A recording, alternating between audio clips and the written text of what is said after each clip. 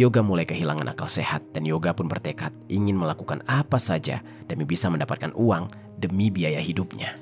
Dan di dalam pikirannya yang kacau, satu-satunya hal yang terlintas adalah mencari seseorang yang bisa dimanfaatkan untuk memperoleh uang dengan cepat. Halo Sobat Pena, apa kabar hari ini? Assalamualaikum warahmatullahi wabarakatuh.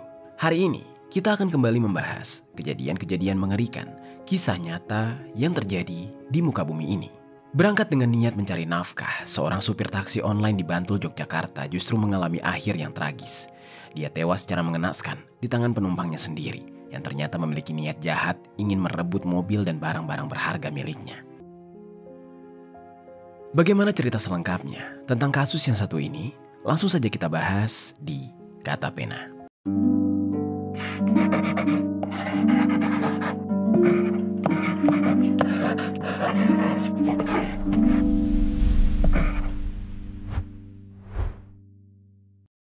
Pemirsa, hanya demi menguasai harta orang lain, seorang pemuda pengangguran asal Jawa Timur nekat menghabisi seorang driver taksi online di Bantul, Yogyakarta. Korban dianiaya hingga tewas menggunakan sebuah palu di dalam mobil yang sengaja ia siapkan sebelumnya. Sebelum kita mulai ke ceritanya, jangan lupa untuk subscribe channel ini dan bagikan video ini ke teman-teman kalian. Cerita ini dibuat berdasarkan berita yang sudah beredar dan diterbitkan oleh beberapa media publik yang aku sajikan dan aku rangkum dalam bentuk alur cerita. Kita mulai ceritanya. Di sebuah daerah di Bantul, Yogyakarta, ada seorang pria yang bernama Juremi. Dia menjalani kehidupan sederhana dengan penuh kehangatan bersama keluarganya di wilayah Ngoto, Bangunharjo, Sewon, Bantul.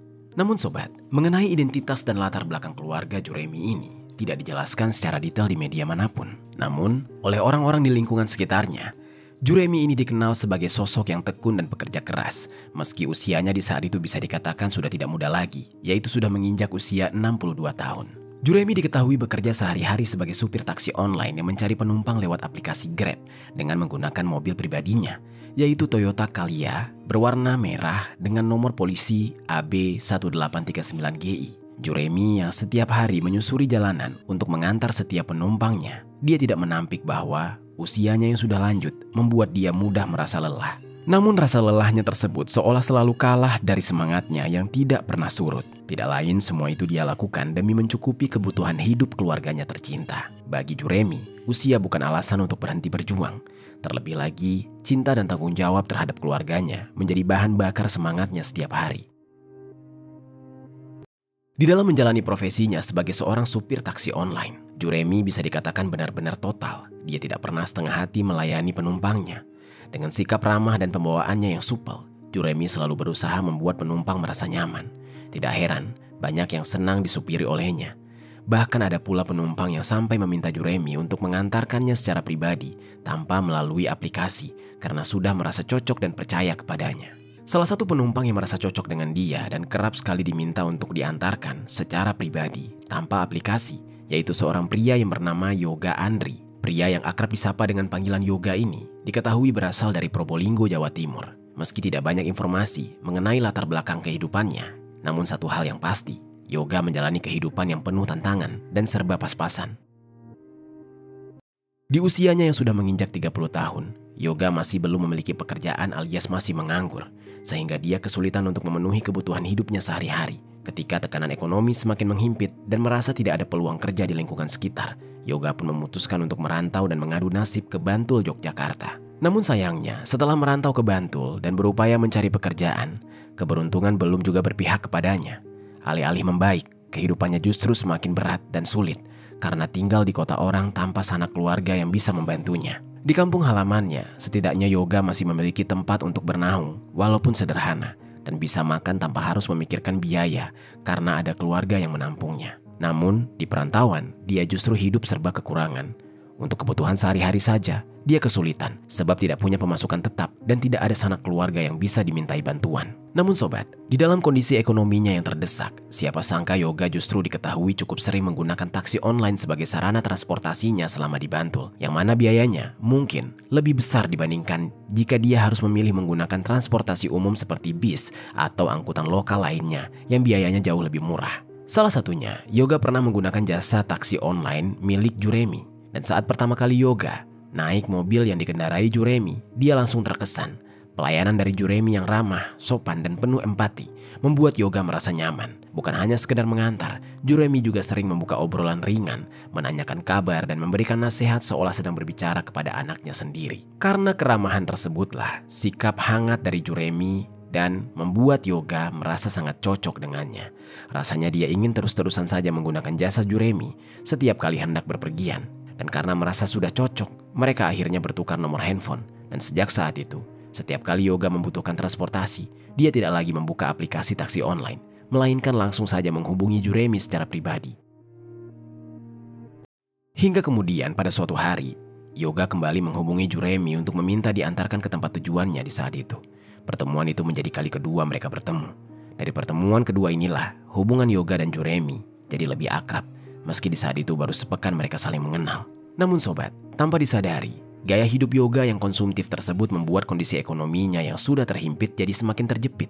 Apalagi Yoga juga belum mendapatkan pekerjaan. Memikirkan situasi di saat itu, Yoga jadi semakin frustasi dan tertekan. Dan saat dirinya semakin diliputi keputusasaan, Yoga mulai kehilangan akal sehat dan Yoga pun bertekad ingin melakukan apa saja demi bisa mendapatkan uang demi biaya hidupnya.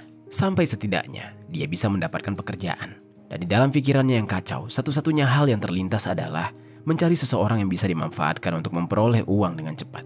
Dan entah kenapa, sosok yang langsung terlintas di benaknya adalah Juremi. Di dalam pikiran Yoga di saat itu, Juremi adalah target yang tepat. Usianya sudah tua, tubuhnya sudah pasti sudah tidak kuat untuk melawan. Terlebih lagi, Juremi sudah cukup percaya kepada Yoga dan ini merupakan sebuah kesempatan yang sangat empuk baginya. Sehingga pasti bakal lebih mudah untuk mengelabui orang tua seperti Juremi. Saat itu Yoga sangat mengincar mobil milik Juremi. Di dalam pikiran Yoga, mobil milik Juremi pasti kalau dijual secara online hasilnya bakal sangat lumayan untuk biaya hidupnya selama di Yogyakarta. Setidaknya sampai dia mendapatkan pekerjaan. Untuk melancarkan aksi jahatnya, Yoga segera menyiapkan rencana agar bisa menguasai mobil milik Juremi. Tentu saja Yoga berniat ingin melakukan kekerasan terhadap orang tua tersebut. Karena tidak mungkin jika Juremi akan memberikan mobilnya secara cuma-cuma dengan cara mengancam ataupun tekanan lainnya. Dan dengan niat yang sudah bulat, Yoga pun memesan ojek online untuk menuju ke toko bangunan dan membeli sebuah palu besi berwarna hitam. Dan rencananya, palu itu akan dia gunakan sebagai senjata untuk melumpuhkan Juremi. Setelah persiapan selesai, pada hari Jumat tanggal 21 Maret 2025, di siang hari menuju sore, Yoga lalu menghubungi Juremi untuk minta diantarkan ke Hotel Santoso yang berada di Bantul, Yogyakarta. Juremi yang tidak curiga sama sekali lantas bersedia untuk mengantarkan Yoga ke tempat tujuan tersebut. Singkat waktu, Juremi datang menjemput Yoga dengan mobil Toyota Calya berwarna merah miliknya. Dengan palu yang sudah dia sembunyikan di dalam tasnya, Yoga kemudian naik ke dalam mobil milik Juremi dan duduk di kursi belakang. Setelah Yoga naik, mereka lalu memulai perjalanan. Dan selama perjalanan mereka akhirnya bertemu untuk ketiga kalinya dan berbincang dengan akrab tanpa sedikit pun terlihat ada hal yang janggal. Padahal ada niat jahat yang tersembunyi di baliknya. Hingga tanpa terasa mereka akhirnya sampai di tempat tujuan, yaitu Hotel Santoso. Juremi pun kemudian menghentikan laju mobilnya, lalu meminta ongkos dari Yoga. Namun bukan ongkos yang didapatkan. Juremi malah mendapatkan serangan mendadak yang sangat brutal dari Yoga, yang tiba-tiba mengeluarkan palu yang sudah dia siapkan dan langsung memukul ke arah kepala Juremi sebanyak 3 kali dengan begitu kerasnya. Sampai-sampai kepala Juremi bocor dan mengeluarkan darah yang begitu banyak. Karena serangan tersebut datang dengan tiba-tiba, Juremi tidak sempat memberikan perlawanan. Dia pingsan, tidak sadarkan diri. Setelah Juremi tidak sadarkan diri, mobil tersebut langsung diambil alih oleh Yoga untuk dikendarai. Saat mobil sedang melaju di depan kafe Rumi yang berada di Jalan Ring Road Selatan, Taman Wetan, Banguntapan, Bantul, Juremi tiba-tiba terbangun. Dia sadar. Lalu, dia langsung meraih setir dan membelokkan setir ke arah kiri. Yoga yang panik melihat Juremi tersadar langsung kembali menyerang dengan membabi buta.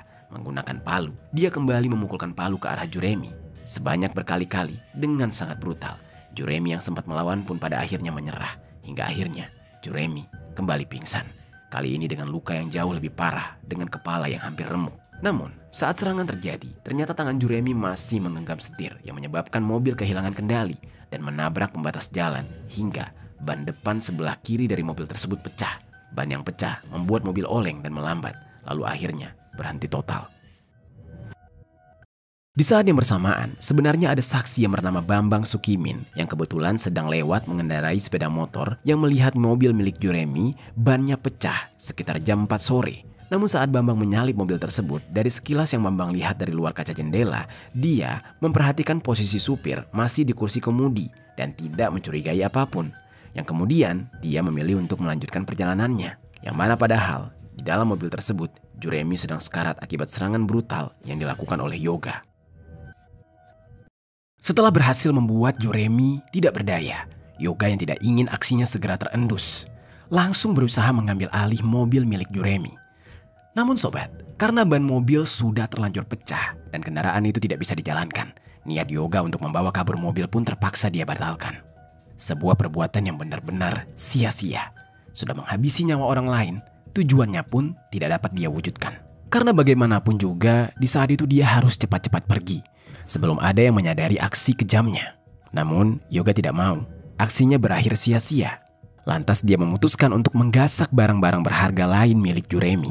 Di saat itu Yoga mengambil dompet yang berisi uang tunai sebesar Rp350.000 dan handphone milik Juremi.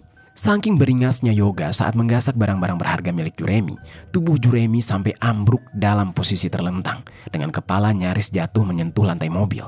Dan setelah berhasil menggasak barang berharga milik Juremi, Yoga panik melihat Juremi tiba-tiba membuka mata dan menatap ke arahnya lagi. Lalu buru-buru dia pergi melarikan diri meninggalkan tubuh Juremi yang sekarat dalam kondisi yang benar-benar mengerikan. Namun rupanya sobat, Juremi yang sekarat dan tidak segera mendapatkan pertolongan, lalu tewas seketika.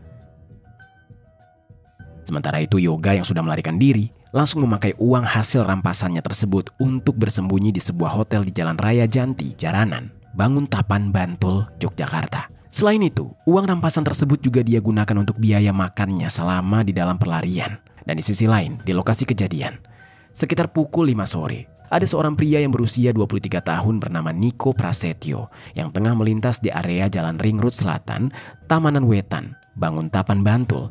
Dia penasaran dengan mobil merah yang terparkir di bahu jalan yang tepat di jalur lambat. Karena jalan terlihat macet akibat mobil yang terparkir tersebut, dan Niko berniat ingin memasang traffic cone. Nah, saat dia memasang traffic cone, Niko yang penasaran mencoba mengintip dari luar kaca jendela. Dan di saat itu dia melihat pemandangan yang benar-benar mengerikan di dalam mobil. Darah terlihat berceceran di sana. Niko yang panik langsung menghubungi pihak Babin Kamtipmas yang ada di Tamanan. Dan pihak Babin Kamtipmas di saat itu mendapat laporan dan langsung melanjutkan laporannya ke Polsek Banguntapan. Tidak lama setelah itu, tim kepolisian mendatangi lokasi. Garis polisi langsung dipasang untuk mengamankan lokasi dari banyaknya warga yang mulai ramai berdatangan. Di lokasi kejadian, tim kepolisian yang melakukan olah TKP mencari alat bukti. Berikut juga dengan keterangan para saksi. Di dalam mobil, tim kepolisian menemukan korban yang terlentang dengan posisi kepala di bawah, hampir menyentuh lantai. Dan di dekatnya ada sebuah palu yang diduga kuat menjadi alat yang digunakan untuk menghabisi nyawa korban. Karena tidak ditemukan identitas diri di lokasi kejadian, petugas pun segera mengevakuasi jasad korban ke Rumah Sakit Bayangkara untuk kemudian diotopsi. Langkah ini diambil untuk mengetahui penyebab pasti kematian sekaligus mengungkap identitas korban. Berdasarkan pemeriksaan yang dilakukan, terungkaplah bahwa korban mengalami luka parah di bagian kepala dengan luka robek 2 buah lubang di pipi kanan ukuran 1 kali 1,5 cm dan luka robek di bagian kepala belakang dengan 7 lubang sampai ke tulang tengkorak yang menjadi retak. Dan juga terdapat luka benda tajam oksipital pelopos alias kepala dan luka belakang kuping kanan sepanjang 2 cm. Dari hasil pemeriksaan, tim kepolisian akhirnya berhasil mengidentifikasi korban. Korban diketahui bernama Juremi, berusia 62 tahun yang tinggal di Ngoto, Bangunharjo, Sewon, Bantul. Tidak hanya mengungkap identitas korban, polisi juga menemukan petunjuk penting yang mengarah kepada pelaku. Sidik jari yang ditemukan di tubuh korban serta pada palu yang digunakan sebagai alat untuk menghabisi nyawa korban cocok dengan data salah satu orang yang dicurigai sebagai pelaku. Selain itu, rekaman CCTV di sekitar lokasi juga menunjukkan sosok pelaku saat melarikan diri dari tempat kejadian. Dan setelah dilakukan pencocokan, semua bukti mengarah pada satu nama, yaitu seorang pria yang berusia 30 tahun yang bernama Yoga Andri, warga asal Probolinggo, Jawa Timur. Berbekal informasi tersebut, polisi segera bergerak cepat dan berhasil menangkap Yoga hanya beberapa jam setelah kejadian, tepatnya pada pukul 1:40 pada hari Sabtu tanggal 22 Maret tahun 2025 di sebuah hotel di wilayah Bantul. Yoga yang berhasil ditangkap kemudian digiring ke kantor kepolisian untuk diperiksa lebih lanjut. Bersamaan dengan ditangkapnya pelaku, tim kepolisian berhasil mengamankan sejumlah barang bukti. Di antaranya ada palu yang digunakan sebagai senjata pengeksekusian, handphone korban, mobil Toyota Calya berwarna merah dengan nomor plat AB1839GI milik korban, dan juga di saat itu ada dompet korban. Kepada polisi, Yoga akhirnya mengakui perbuatannya. Yoga mengaku melakukan tindakan bengis tersebut karena ingin mengambil barang berharga milik korban. Kepada polisi, Yoga mengungkap jika dia dan korban sudah bertemu 3 kali. Yoga pun juga menceritakan masalah yang dia hadapi, yaitu dia datang ke Yogyakarta untuk mencari pekerjaan, namun sampai saat ini belum juga mendapatkan pekerjaan. Dan seiring berjalannya waktu, dengan kondisi yang semakin sulit, Yoga mulai putus asa dan jadi gelap mata, ingin mengambil mobil milik korban yang merupakan seorang supir taksi online. Rencananya dia ingin menjual mobil tersebut secara online untuk biaya hidupnya sebelum mendapatkan pekerjaan.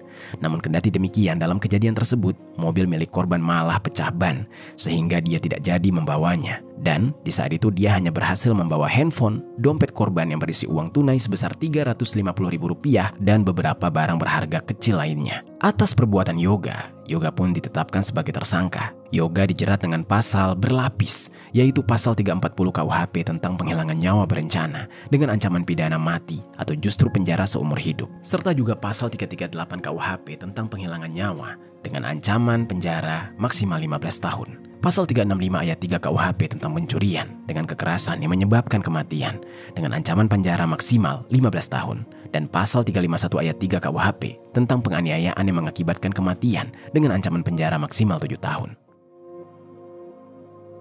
Di sisi lain, pihak keluarga korban sangat terpukul setelah mengetahui bahwa Juremi menjadi korban pengeksekusian keji. Mereka benar-benar tidak bisa menerima kenyataan bahwa Juremi harus pergi dengan cara seperti itu.